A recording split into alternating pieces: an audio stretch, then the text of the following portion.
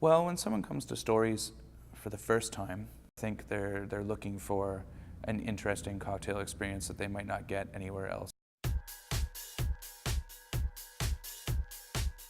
So that's our focus here.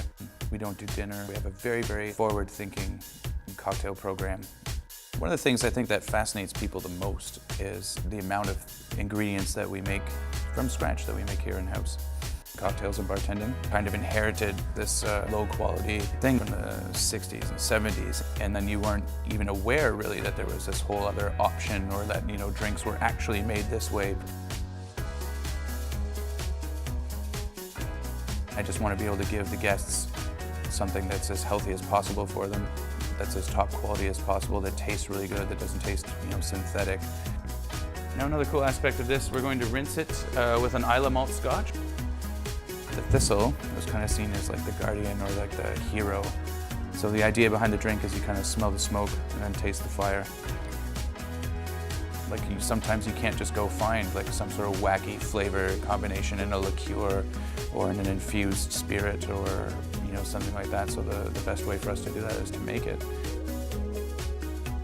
So the Doppler effect is a very smooth, like almost deceivingly gentle cocktail with a very, very interesting flavor profile. The idea behind it is about the movement of sound relative to the static person.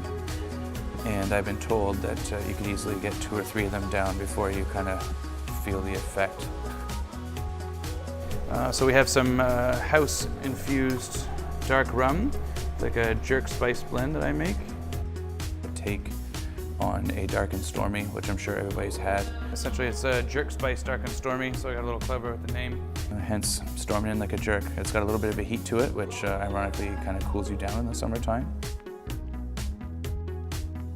When someone comes to Stories, I think what they'll take away from it is that they had just a very interesting experience that they can't really get too many other places.